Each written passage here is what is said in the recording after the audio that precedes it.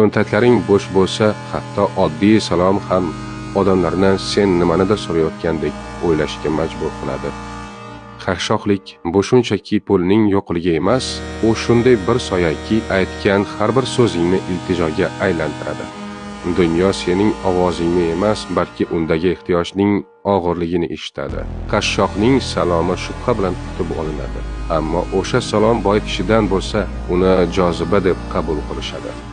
Shu bois erkaklar ochlikni g'urur bilan ko'taradi, ammo sadaqa uchun o'zini xor qilmaydi. Chunki jamiyat ko'zida ehtiyojning o'zi jinoyatdek baholanadi. Kuchsizlik pozitsiyasidan aytilgan haqiqatdan ko'ra sukut ko'proq hurmat uyg'otadi. Ammo mol dunyong bo'lsa, hatto yolg'oning ham haqiqat deb qabul qilinadi. Haqorating donishmandlik, ishtiroking esa sharaf sanaladi.